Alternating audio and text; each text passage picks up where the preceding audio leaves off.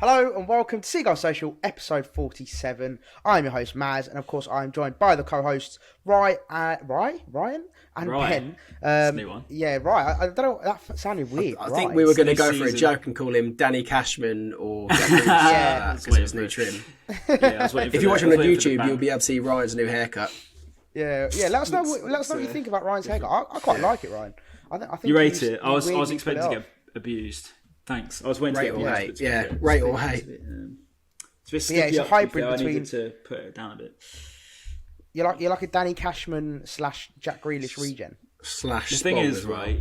If I'm honest, you know how Euros thing. It's like, if you win, you're gonna get Foden. So me and my mate were like, we're actually gonna do it. Like we fully shook on it and stuff. And obviously we got knocked out by Italy. So I was like, okay, I'll do a Grealish if we don't win, but if we win, I'll do a Foden. So either way, I've got to do something. So we got there and we made a decent account of ourselves. I was like, okay, I'll do the Grealish. Plus, I kind of wanted to change my hair. It was a bit different. So yeah. Well, has your mate done a new hairstyle as well, or not? I don't think he has the facilities for this, to be honest with you. No offense to him, but I don't think he could probably grow it. I don't think he could grow it that quickly. No, he's just I don't know. He doesn't have. He has like unfortunate hair for him, to be honest. It doesn't really grow very well. It just sort of blocks down the front, Yeah, that sounds peak. Maz, you're ill, aren't you? Right? A little bit ill. Yeah, Maz has COVID. If I don't have the energy. No, the thing is, nowadays, literally, like I was saying off air, it's like everyone just straight away. If you're ill, it's COVID. Like there's no other illnesses around anymore. It's just COVID. Literally. But no, fingers crossed. I've had 2 lap flow tests. So they came back negative. So I don't know. It could have just been a really bad flu. Should be all good. But yeah, just in case my energy levels aren't to quite what they used to be. That probably explains it, and also if I've got a bit of a voice. But boys, listen, new kits. It's a new season, new kits. Well, we knew about the home kit, but the away kit recently. Ryan, we'll start with you, mate. You rating it? You liking it? I'm repping the training kit, as we can see. No number yet. Haven't been signed up. Well. I don't think they're ever going to sign like up, it. I think the dream's over. Do you know what, Ben?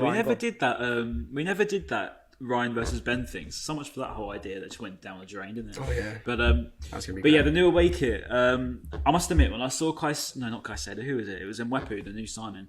When I saw that, I was like, God, that looks awful. On the TikTok, the filter they used, it was all creased. I was like, God, that looks awful. But then when we saw that was Bissouma and Ben White, when we saw Bissouma and Ben White in it, I was like, oh, that looks really nice actually. So it looks mint in the words of Ben that used that stupid joke. Cheers, mate. Dad jokes over here. I saw someone put like a comparison of like Leo Trossard in the new kit and then mint ice cream next to it, and I was just like, fuck's sake! The best one was Brett Mendoza, who done the Brighton Beach chairs within the railings of the seafront, which was accurate. So they've obviously done their research of a bit about Brighton. It's a good little claim that. Yeah. Either that or the Brighton taxis, wasn't it? Yeah, Brighton taxis, 2020. Fun fact, I think it's the only. I really like in Europe it with that colour scheme. I think, if I'm right in saying, I think it's the only one in the whole of Europe that has that colour scheme, which is pretty cool. I mean, probably there's some obscure team out there, but I mean, of the main teams in Europe, like the big names, the minty colour, the minty colour's nice and unique to us, so that looks quite nice. I think. I like it. I'm a big fan personally. I think it looks really nice. It looks clean, looks nice, Yeah, I just don't know how it's gonna. Because have you boys seen in? I think it's is it Serie A? Yeah, Serie A. They've banned green kits now, so Sassuolo have to basically change their whole. Yeah, they banned green kits in Serie A. I don't know. Let me find out. What? Because of the grass? Yeah, I think that was the main sort of. Yeah, here we go. Will Serie A green kit ban make a difference? Here you go. How come? It's because of the stripes, black and white, green. Yeah, it's on BBC. I'm just reading it now. Apparently, I don't know. Yeah, I think mainly it's because it clashes with the pitch. But I think another bit I've just seen as well, colour blindness as well. So apparently it's quite like a hard colour to distinguish. Interesting. But yeah, so they're not allowed from next season. So this season coming, they're not allowed to have green kits. It's crazy. That's really strange. Like in the Premier League, a lot of the goalkeeper kits are always green as well. And if you think even Celtic in Scotland, maybe that's why they dominate, because all the other Scottish players are colourblind. No, I saw loads of Rangers fans like do it in the SPL, do it in the Scottish League. Mate, there'll be riots if the SPL done that. Oh mate, mad, isn't it? You'd lose quite a few clubs as well, because you've got who else is green there? Hibs are green. Aberdeen are green? Forest Yeah, green. Hibs are green, yeah. Hibs are green? No, Aberdeen are red. Yeah, so there's quite a few. No, Aberdeen are red, yeah. Oh, yeah, Aberdeen are red, yeah, fair enough. But yeah, there's quite a few out there. Shout out green, so Teddy Jenks. Yeah, shout out Jenks, Hibs. Jenks is at Aberdeen now? Even though he's a Hearts. All right, lads. So yeah, so kit we're big fans of the away kit. We're rating it. We're loving it. So let's crack on with transfers then. So confirmed transfers since the last episode that we haven't talked about. So let's start with the ins. So Kjell Sherpen. Ben, do you want to kick us off with our new friendly giant? The Beanstalk, yeah, 6'8". Mate, I love that. That tweet was hilarious. Like, never going to score a corner against Brighton. But you know what? When I saw that tweet, it did make me think, because we were shocking from set pieces defending him. But there's no excuse. I know he's not going to play many games, but it does remind you that we do have big centre backs, and we're still so poor from defending set pieces. But if the Beanstalk does play in goal, then hopefully we won't concede any. Yeah, I'll be honest. I don't see him starting at all. Well, especially this season with Sanchez, how well he's done recently, and getting the call up to the Spain squad, etc. Just don't see him. We've had a few comments from Ajax fans. I've seen some, and they're saying he's rubbish. He single-handedly knocked us out of the Europa League and stuff like that. Some of them are commenting, saying that he's been useless for them, which obviously isn't too promising. But then again, some Ajax fans have said that he's a talent, so God knows. Well, when we signed Veltman, everyone was saying that about Veltman in the comments. Remember, people were saying, that's a really good point. Yeah, they were like, "Oh, he's shit. He's past his best. He's not very good." And then he's been arguably one of our best players last season. I mean, he's only 21. I get it, obviously. Yeah, he's 21. Yeah, exactly. He's got so much time ahead of him. Let's judge him ourselves. I think that's the best thing to do. Is see him play, and then if he is shit, he's shit. Plus, we've got the genius himself in Ben Roberts. Sorry, go on, Ben. Yeah, that's true. Exactly. Yeah. But Eredivisie signings haven't always been great for us, have they? Though, other than David Proper. No. I think just in football transfer history in general, especially to the Premier League, Dutch players don't seem to do too well from the Eredivisie to the Premier League. So we had a bit of a technical difficulty with Ryan's audio. But, even Ben's having technical difficulty talking. Yeah. Saying the word. Like that one. Right, so let's see about Kjell Sherpen. I mean, look, he's a young goalkeeper. He's coming in as a second reserve / backup keeper in it. So we don't expect him to perform straight away, which is, I suppose, lifts pressure off his shoulders, doesn't it? So should be. Plus, as I say, mate, literally, we made Stocko look like prime Manuel Neuer in the Championship that season, and we literally had Jason Steele pulling off full-on saves in the penalty shootout. So for some reason, when we signed goalkeepers, they actually turned out all right, and we even managed to make Matty Ryan look decent for the first year and a half. So I've got a bit of hope in him. Plus, he's only 21, as I say, so there's plenty of time for him. Yeah. Keepers normally last till 35, 40 if they're any good. So yeah, I've got some hope in him. I've got some hope. No, lovely. And then obviously we spoke about Big Enoch, the computer. But just quickly. How do we pronounce it? Someone in the comments was like, "You're not pronouncing it properly." How do we pronounce it? Mwepo. It's like Mwepo. Oh, Enoch Mwepo. Yeah, Mwepo. Okay. Mwepo. Like Mbappe. Or Mbappe, probably. Mbappe. He looks like he's lit up that dressing room, though, doesn't he? He looks like such a funny character. Yeah, I saw that video with Tarek. Yeah, and Tarek Lamptey, that was so funny. Yeah, mate, imagine the goal celebrations. Yeah. Mate, imagine the goal celebrations of Mwepu. You'd have Mwepu literally swinging it into that guy Wells, just a little downward header. I mean, Welbeck comes up with the most strange things, and then him and Bissouma as well. Yeah, just a little bit of sauce. It's be unreal. A little bit of dancing. Basically, Paul Pogba doing 7 celebrations for France when he scored that banger just to lose, and then still losing. Yeah, literally, but still, that'd be class.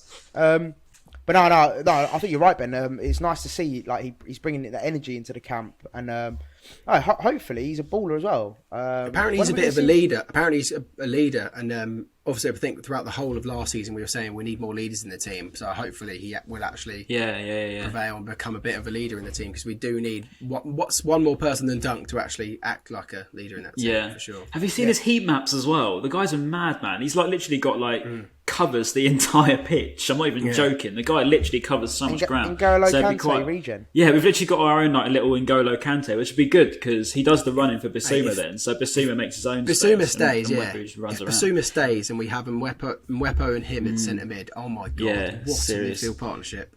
I mean, the thing is, it's hard to pull off 2 8s though, because they're so they're both so good, like box to box, apparently. So it'd be kind of hard to. But if you've got the athleticism, it'd be all right. But normally you'd have like a holding mid, wouldn't you? Like a Declan Rice sign to hold it together. But like I mean, if it works, right? I hope it does, because I suppose, to be fair, you look behind you got like Dunk, Webster, potentially Phillips, whoever it's going to be. I don't know about Phillips though, but we can get onto that in a bit. But yeah, we'll see. I trust Potter. I think it seems like he's number 12 as well, and I love my numbers, but number 12. Yeah, I don't take to preseason numbers though, because I'm pretty sure Basuma came in and he was like 15, and then he actually got 8. So if you're going to get a kit, don't get him Wepu 12, because otherwise you'd probably end up wasting your money. Yeah. And then Zakiri apparently might be 19 if we're going on the training kit numbers at the moment, but which would make sense though, going from 29 to 19, making his way to the number 9 potentially. Oh right, because it goes if you do it that way. Yeah. That's a football manager brain. Fair play. Speaking of football manager, Mark Cucurella, or was that moving on too far? Yeah, literally. That is the most football manager thing that could have happened to this club. Literally, Graham Potter is basically playing football manager at this point. Yeah. No. I mean, from what I've heard, again, I'm not gonna lie. I'm not gonna sit here and say I've watched him play loads or whatever. But from what I've heard, he's meant to be really exciting. Like, I've seen loads of even rival fans. Like, I saw like Palace fans saying, if you sign him, like, that's a massive signing. It's a really good signing. Mm-hmm. So I'm excited, to be honest. Like, to have that, like I always said last season, we need that strength in depth at left back, because, like, let's be real, Dan Burn is not it. Yeah, as soon as Solly went, it was sort of love him. Yeah. And like you, Ryan. I saw you, Ryan, said that on Twitter, I think it was, where you said we don't know how March is going to come back. Like, if he's going to come back the same Solly March or not. So to have that strength and depth is definitely important. He fits our system so well. He's built in Barcelona, and he plays like left wing or left wing back. I think it's predominantly like a full back, but that's so perfect for our system. I think it'd be quality, and also unbelievable hair as well. I can imagine the Fang having loads of like afros. He's got a great lid, doesn't he? But also, sorry, he's in the Olympics, isn't he? We'll be able to see him play in the Olympics. So, like, that. He was on the bench today. Squad, by the way? Today. It was today. I think they got a game today. Drew 0-0 to Egypt, I think, which was a bit. Yeah, that was it. Their team he didn't actually get on the joke. pitch. Is it? Yeah. Yeah, mate, their team's silly. They got seven of the players. So in their starting lineup today, 7 of them were part of the Euro squad. So like they got like the likes of Danny Olmo. Who else have they got? Oyazabal. I suppose it's on the 23s, isn't it? The majority of those are Pedri as well. Is probably in there. So I mean, fair enough. Yeah. Pedri baller. What a player, by the way. Did the Team GB not have one? I swear I haven't seen anything about. They've got a women's team. They haven't got. Why is it we don't have one? Because the only reason I could possibly think is because no one in Britain gets on with each other. So I couldn't imagine genuinely Gareth Bale playing for Team GB. He literally hates us. In 2012 we had Marvin Sordell. We had, I think it was like Sturridge, and I think Ryan Giggs was playing for us as well. It was a really weird little. It's weird. It would be so weird to cheer on a team of, like, say we've got Gareth Bale from Wales and like just Scottish players. It'd just be really weird, wouldn't it? Considering we've literally just been hounding all of those nations for the past month with the Euros, taking a mick out of Scotland. And imagine Billy Gilmore scores a winner for Team GB, and all of a sudden we're singing his name. Aaron Conley as well. I imagine Aaron Conley will probably get it. Exactly. It would just be so like hypocritical, wouldn't it? But I don't know. I don't get the reason behind it, to be fair. Yeah. Yeah, no. Cucurella, if we get him, that'll be a very exciting transfer. Yeah, mate. I looked him up on my Football Manager save. I'm currently in 2024, so I looked him up, and he's currently playing for Bayern Munich, and he has no interest in signing for Brighton under any circumstances, which means that he's basically. Ben's convinced. No, I was going to say, if you look back at all of my FIFAs for Brighton career modes, I always signed Cucurella because he's perfect for that Potter system, and even just any system really, like attacking. And then Football Manager, I always signed him as a full-back. Yeah, he's good. No, he's a good player. Like a top player. And I did realise I have jumped a bit ahead because we haven't talked about our confirmed outgoings, have we? Unfortunately. Yeah. So kick us off, Ben. Who we got? Ali Reza Definord. So many people going to be cheering right now. I can hear everyone. Oh, really sad. Oh yeah, shit, your Iranian brother. Unfortunately. I know. I'm basically Iranian at this point. I literally people just think I'm some sort of weird psycho. This is the gif that Ryan always posts. He goes, "Oh no." Anyway, That's my feelings about that. I mean, let's be okay. Let's be completely real. Like, as someone who's got my real head on. Look, he wasn't great. He wasn't like he didn't like. He wasn't great. He was class. No, he was bang average, right? He was bang average, and we can't hide away from that fact. But like we've said many times on the pod before, he always used to put his heart out on the pitch. Like whenever he used to step on the pitch for Brighton, he always gave it his all. You know, sometimes you're always enough, unfortunately, and in his case, that was the case. But he always like put effort in, and that's all you can ask for. Like you look at the likes of like Lacadia and stuff, and you're like, well, what's the point of you? Like you're shit and you don't try. Whereas at least, and your attitude's poor as well, yeah. Oh mate, you just upset BHA Harvey now.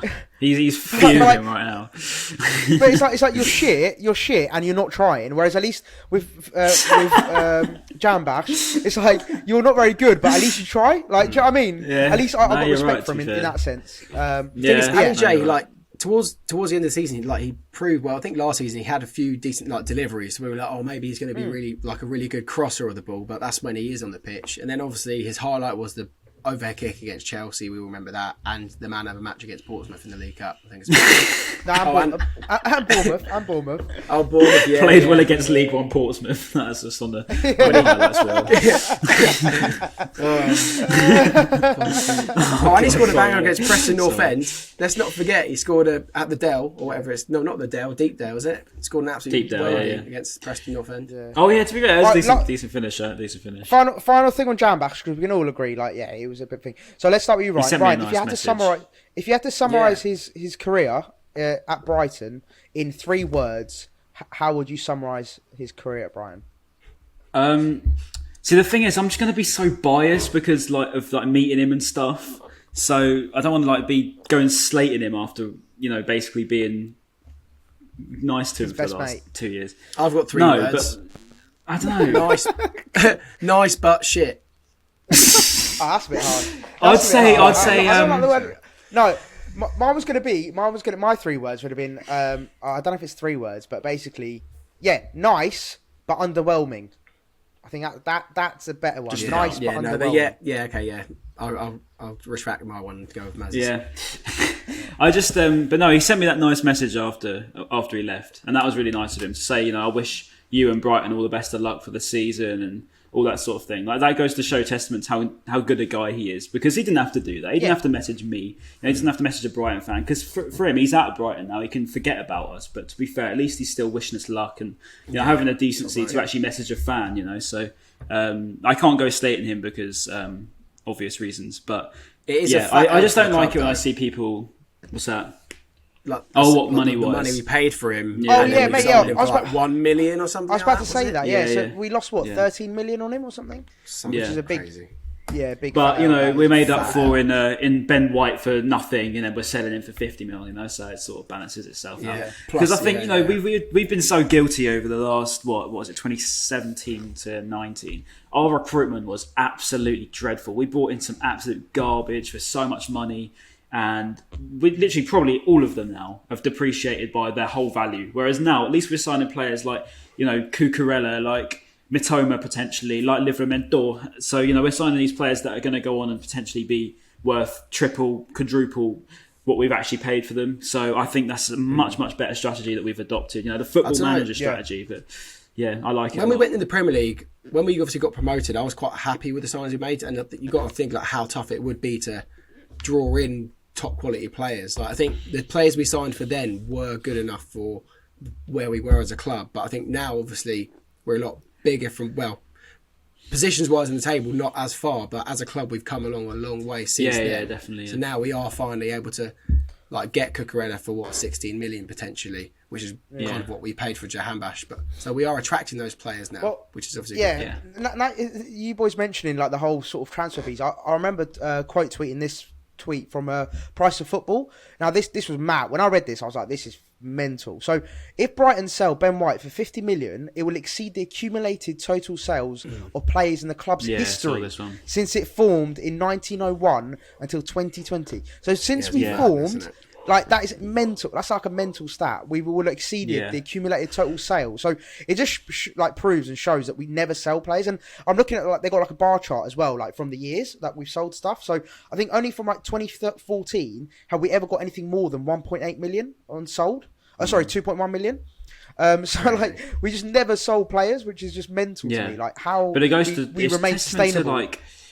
It's testament to us though, because I think I don't remember the last time, apart from, you know, if we go all the way back to sort of 5 years ago, I don't remember the last time that a player genuinely wanted out and wanted to leave and put in a transfer request, refused to play. That hasn't really happened here. So I think that's got to be testament to not only Bloom, but it goes all the way down, doesn't it? We're clearly very well run. People that don't think that are oblivious, clearly. I mean, they're either oblivious or they're just, you know, trying to troll people, because there's no way you can honestly think that Brighton aren't a well-run club, because, you know, we don't sell our best players. We have done in Ben White, but again, you could argue he's not even a best player. He's very good, he's very useful, but he's not, you know, he's not as good as Webster or Dunk have been. I think it's got to be testament to Bloom. The way he set up the whole club over the last few years has been different class. Like Ashworth come in as well. We've been so good. So, what's the word? Shrewd, I think is the word. It's been class, to be honest.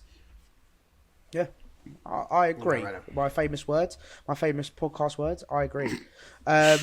So and then who else we got? We've got Matt Clarke as well. Has gone to West Bromwich Albion on loan, which I was quite surprised about, because I thought he'd be in the mix for I thought he was first team fill this in season. Potentially, like him or Ostergaard. But I'm so happy we've kept hold of him. Honestly, like and there was rumours that he was actually going to go permanently, and I was I wasn't happy with that, because I still think he can do something for the first team. And like, I know he played for Derby last year. Apparently his stats were still pretty good, even though they just survived relegation. Apparently as a defender, like, he had proper top stats in the Championship. So there is talent there. And hopefully he can prove it this season with West Brom, and then get a first team chance next season if we need him, of course. Because we've got the thing is, surely when he comes back, he's going to be like 25. So he's looking towards like getting towards his prime, and he's only really played Championship football. So, you know, don't get me wrong, he could come back and be great, but I would have thought if anything's going to be his sort of breakout season, it'd be now.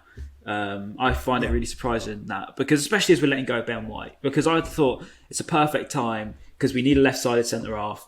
Surely now is the time where Matt Clarke comes in, Webster goes to the right, and Dunk stays in the middle. That had been, for me, the obvious choice, but then I don't get to see them every day of the week. That's the only difference. Like, you know, obviously Potter knows what he's doing at the end of the day, but it's just, it's a strange one. My only thing, other thing on that as well could be, Ryan, is that maybe like, does Potter not think he's mobile enough? Because from what I've seen on Matt Clarke, he's not the most mobile. He's not the quickest. He's basically, for me, I feel like he's a no very similar centre back. Like he's very Shane similar Duffy. to what we've got already. So I think maybe he wants something Possibly, a bit different in terms of like so now like Leo Ostergaard is very much like I think he's more similar to Ben White than he is, you know, like in the current squad. So I feel like maybe that's what he's going for. He's going the whole like he wants different types of centre halves. Where I can understand like Ostergaard similar. I can understand Ostergaard being loaned out. I can get that, because he's still young. He probably does need another year before he just makes the jump to the Prem, because it is a massive jump, especially from Coventry to go to the Premier League. So I can understand that we're trying to loan out Ostergaard again. I get that, but yeah, I'd have thought if any time is going to be the time for Clarke. Are we actually trying to loan him out then? Yeah, I think it was on the Athletic, and it said that Ostergaard is going to be the loaned out. Well, they're going to make basically a judgment over pre-season. They're going to just get him in and make a decision from there. But then I think it was most likely. What Maz said made sense, though. What Maz said made sense was the fact that he does seem like more of a mobile person, which Ben White was as well. So I think we're going to talk about him later, but Nat Phillips doesn't seem like the like-for-like replacement that you would have Ben White in for Ben White, really. So I thought Ostergaard would be the guy that maybe came in and had a chance, but. So Ostergaard's 21, so yeah, I think that's fair to loan him out again. I think, you know, Ben White came in, he was 23, so to ask a 21-year-old to come in and replicate that is quite harsh, because, you know, White struggled too. Let's not lie. Beginning of the season, he was really shaky. So I would probably, if it was me, I'd say fair enough, loan him out, give him another season, Championship football.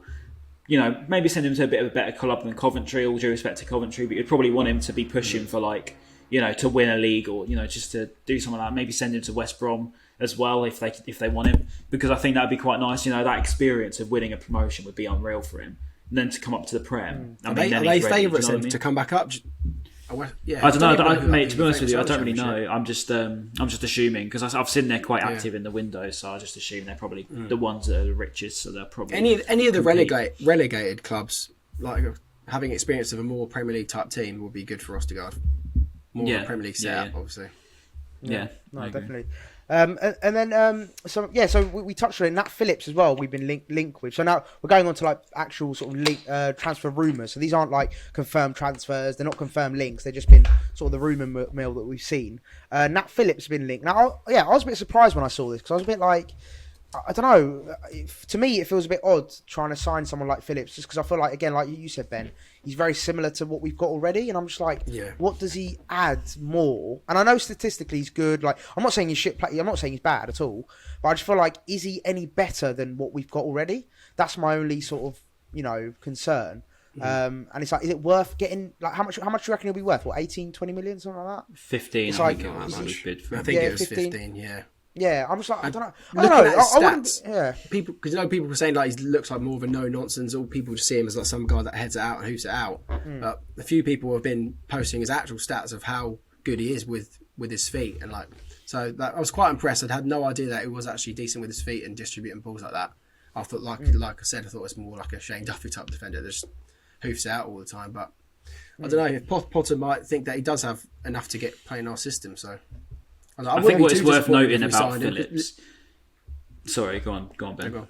No, all I was going to say is Liverpool fans seem to rate him, weren't they? So that's promising. Yeah. Well, yeah, that's basically what. Yeah, I think it's worth noting about Phillips is without him, arguably Liverpool would have really struggled last season. I mean, they lost Van Dijk, they lost Gomez.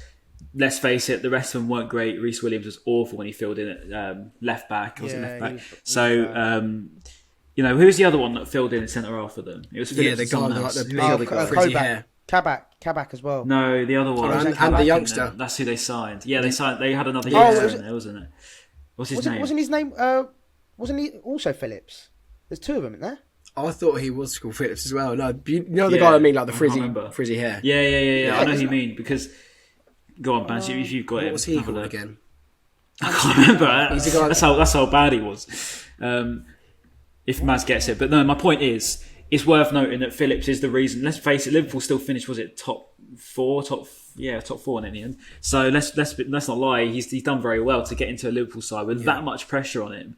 Performed well, clearly. I looked at his stats and, you compare it to the rest of their defence. And I even spoke to a Liverpool fan and they said that Phillips was the reason why they were so okay, and they want to see him partner Van Dijk because they don't feel like it's fair to kick him out and then just bring Gomez back. They think that they should, and actually I think they've got Konate as well, haven't they now?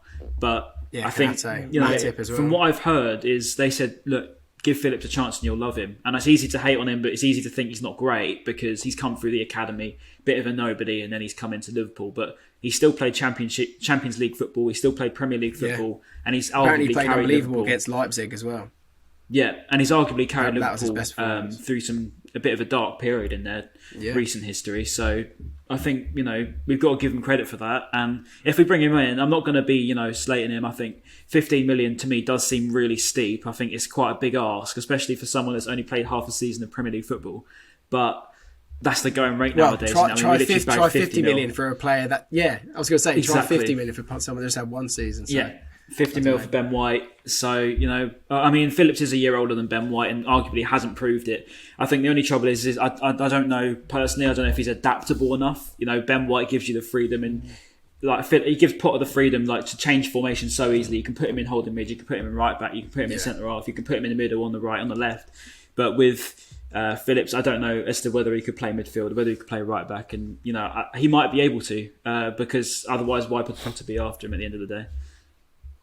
Yeah. No, agreed. I think, look, I wouldn't be too disheartened if we signed him. I'd just be a little bit perplexed, I think we could maybe invest in a striker more than exactly. Centre that's half. the most frustrating part about it. Yeah, that's the good thing about getting rid of Ben White, though, isn't it? We've got that extra 50 mil now on top of what we already clearly have. Yeah, but we haven't been linked with any strikers, mate. We haven't been linked with any strikers. But mate, the I know club is so good at keeping things fake rumours secret. about Edward and shit like that, but. Yeah, I know, but they're so good at keeping it secret, though. At all. But let's just wait and see because I still have faith. Cucurella and Phillips and Mitoma and Livramento have all are all pretty hot True. ones that the club might have. But you could then look at like you'd like to think there'd be like something. Veltman and stuff just came out of the blue, and it's just I don't know. I just feel like Wepu. with a Wepu striker, came out of nowhere. That's Wepu true. came out of the blue. So you want to just see like probably the club with a striker, it's harder to get hold of them, so they're probably trying to keep them more secretive than they are. I mean, this is total guesswork. I'm not in charge of recruitment, but this is what I'd assume. It's you'd want to keep them, leave their prices as low as possible, let not many people know that you're going after them, if you know what I mean. Because as soon as it comes public knowledge, it becomes a bidding war. Yeah, that's true. But no, we'll see what happens with that. And then the next one is I think I'm saying this right. Kaoru Mitoma he plays in the J1 league for Kawasaki Frontale, which is interesting. He's a winger. He's a 24-year-old winger. Straight away, scored 21 goals in 50 games. Straight away, I'm getting Percy Tau vibes. Like he's done done well in, and it's also the same journey. So apparently we can sign him and then loan him out to Work permit. Bloom's Union USG whatever in Belgium. Yeah, USG team, which is literally what we done with Tau. So like, I just feel like it's a bit of like a mess signing. Do you feel like I know this might sound a bit harsh, but do you think it might be like a marketing thing where like like how you sign a player, like a marquee player from a sort of a popular country, so Japanese 100%. player, popular in the J1 league, it brings a whole added audience, a whole Japanese audience to Brighton, and it's the same with Percy Tau, brings a whole South African audience, same with Jambash, a whole Iranian audience. Like I feel like there's a bit of a trend with certain players that we sign. It's like it's more of a commercial signing rather than a footballing one. He did do well in the league, but... so like he's obviously a well-known player in that league. So if they're going to be fans of him, it could be marketing, something just to get the Instagram followers up. Obviously, I looked at the thing is like I looked at his output. His stats. His stats are really impressive. I mean, you've got to take into effect, it is the Japanese league tax. I mean, there is serious tax on that. But I mean. I mean, at the same time, his output was really impressive, and I actually saw quite a lot of like big analysts, like verified analysts on Twitter, saying, it's only a matter of time before he gets snapped up and becomes, like another Asian player to break into the Prem. But I mean, we'll see. Hopefully, for his sake, hopefully for our sake, he is that good, and he gets a work permit and he comes in, because from people, analysts that I've spoke to on Twitter, they've all said he's genuinely he is really good. It's just. How he gets that work permit. If it does take a while, then he starts clocking on a bit. And the step up too, of course.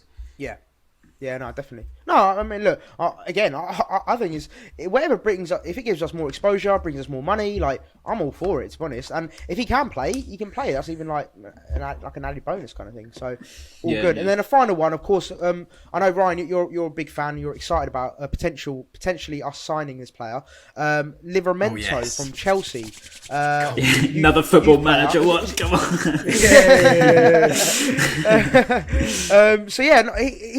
He's a right back or right wing back, right? Is that right? Mm-hmm.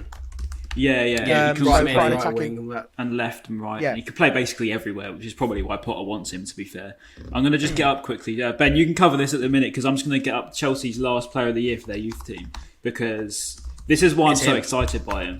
Yeah. It is him. Yeah, he's the most recent one.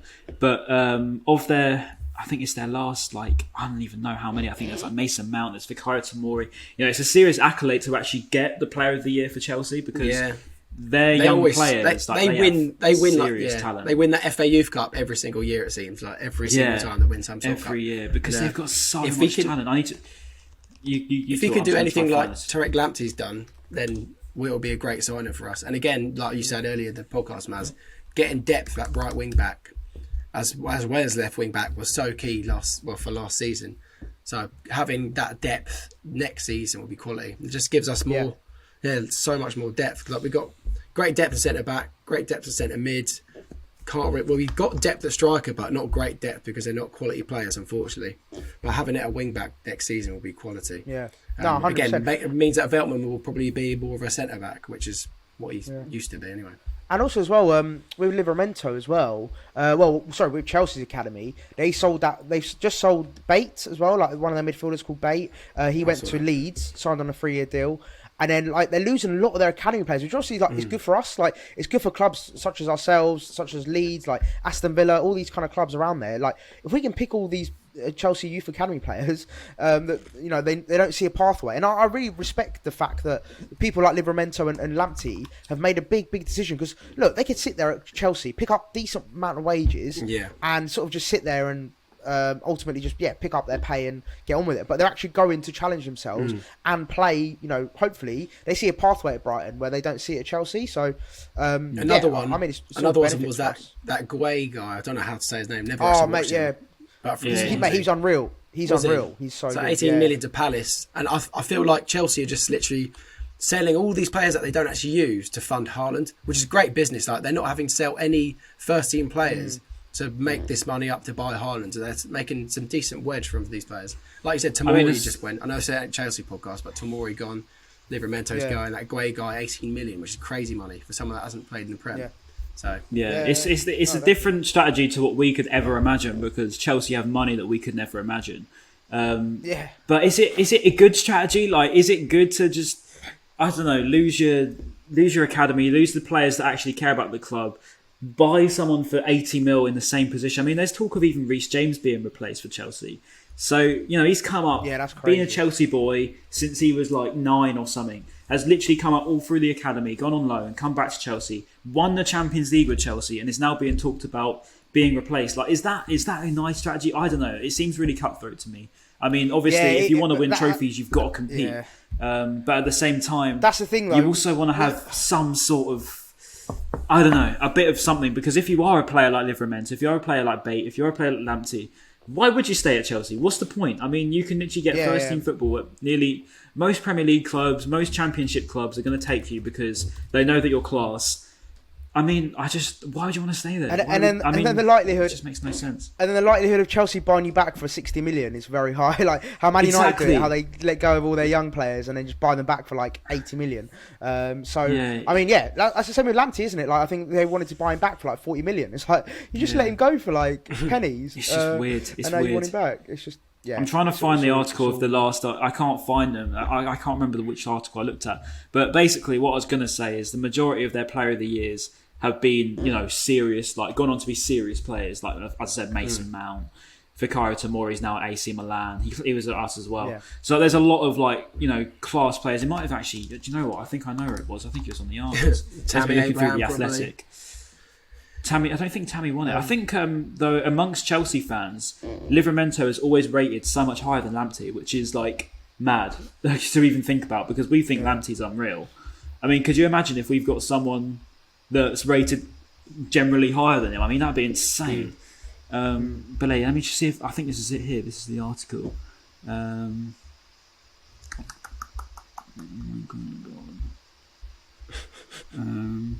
sorry. Occasionally we might put some weight in Yeah. Oh, here you go. Yeah. Mason Mount, Reece James, Conor Gallagher, Billy Gilmore, and Fikayo Tomori are the last ones to win the prize. That's mad. Like, all of those players are like generally really good. Yeah. Like, apart from, I mean, Gallagher, to be fair, was really good for West Brom. I think there's talk from going to Palace as well. They're signing some serious players. But yeah, as I say, mad. Hopefully we get hold of him because he looks really good, and I'd quite like to see Lamptey get pushed further up, maybe on that right wing. Because I think that could be quite entertaining. Seeing Lamptey a bit higher up, taking on players, and then Livramento right wing back, that would be quite entertaining. Or Veltman as well. But we'll see. Yeah, we'll see what happens with those. Yeah, because they're all just rumours that we've seen, so there's nothing like actually solid yet. But done, though, isn't it? That's all done, isn't it? Pretty much. Like, I've seen it everywhere. Like that. No. Yeah, that and Cucurella are done. Mitoma as well. From everything that I've seen. Well, so, buzzing. All right, well, we should announce them soon then, hopefully. We're doing what Man United are doing with Sancho and just taking about 30 years to announce anything. Probably won't be announced till deadline day or something annoying. And then potential outs as well. These are just rumoured outs, or like people that have been linked away from the club. So if we quickly go through them. So we've got Basuma, Walton, and Tau. Now the Basuma one, I'll be honest, like as time goes on, the less likely I see him leaving. Like, I just don't see him. And I think was it someone who was it Andy Naylor, or was it one of the Brighton journalists came out saying that he's really happy at the club and he really likes the team, the manager and stuff. So it might be Richie Mills. or something. I think it was someone on Brighton Twitter, like one of the sort of the journalists that I follow on Twitter. Said that he's really happy He said at the he club has a great connection with the fans, doesn't he? He said which he does, to be fair. So I think as time goes on, I'm less worried about Basuma. I'm just a bit like I just don't see him. Which I can't believe. No one's come in for I was so certain that he was going to leave. I think same. the majority of the fan base were. So I think even in the last podcast we were like, he's gone, he's leaving. But now, 2 weeks on, how time has changed. I know. I think I saw about Basuma to Arsenal, because you know how he was linked with Arsenal for absolutely ages, and they were like literally convinced that he was coming. But I see all the memes like, he went into Brighton and with 50 mil to spend, and he came out of Ben White rather than Basuma. It's like really angry about it.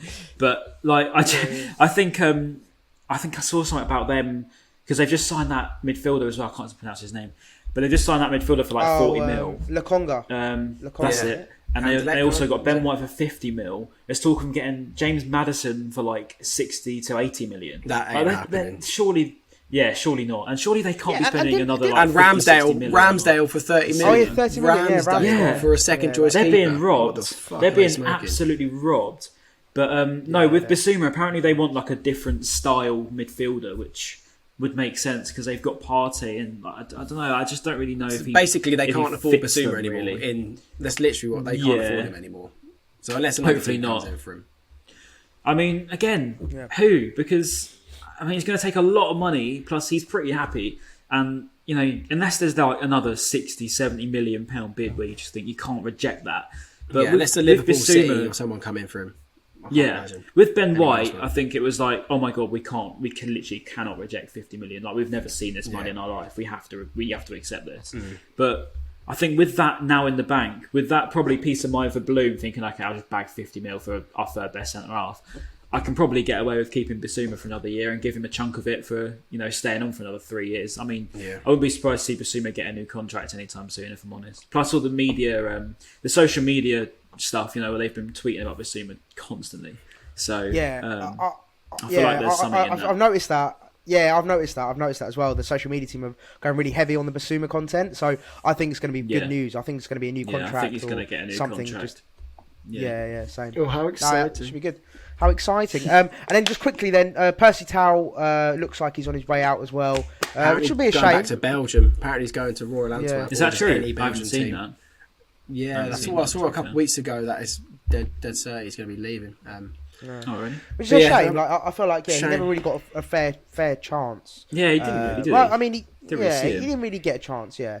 That'd be a shame. But I mean, the last time he played, he put through like a class ball to Welbeck and we scored from it. That's literally the last thing I can remember of Percy Tau.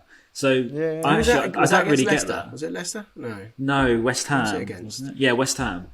I don't get why we'd let him go. Why would we do that? Because it's not like exactly we're blessed with attackers right now.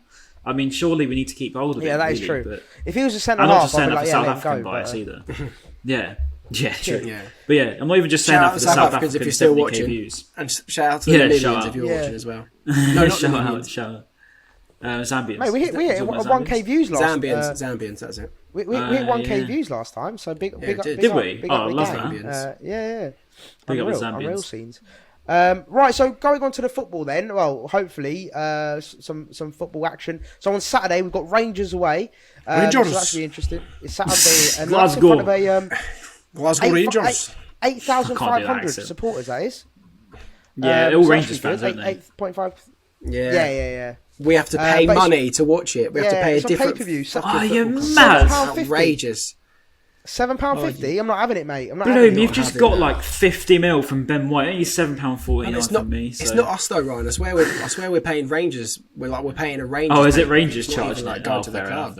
Unless they're going to split the fee, God knows. Maybe they've got an agreement, but they probably will. They get like a 30% revenue or something. Yeah, it'll be like 30% or some kind of percentage revenue. He's goal.com. To be fair, I think it's because Rangers have such a massive fan base, though, don't they? So Ronaldo.7.net. The Rangers have a big fan base, so they're allowed to. They can have like the leeway to charge fans. So you've got fans all over the bloody world, so they can they can have people that pay for the stream. But well, I'll probably try watch it if I can get hold of a stream or something. Not that I condone it, but I do. So if I can somehow get hold of a stream, I'll probably watch it. Tweet a link out. And then we got Luton away. I'm not getting suspended. And then we got Getafe at home at the Amex. And now the Getafe game it should be interesting because, you know what, I was thinking this, I'll be like, imagine the marketing, if like Brighton pulled this off, it would be a madness. Imagine at half-time, like, Cucurella plays first half, and then at half-time he switches shirts, and he announces he's signing for Brighton at half-time, just puts on the Brighton top, walks out as a Brighton player. I'm like, that is the sickest transfer signing ever.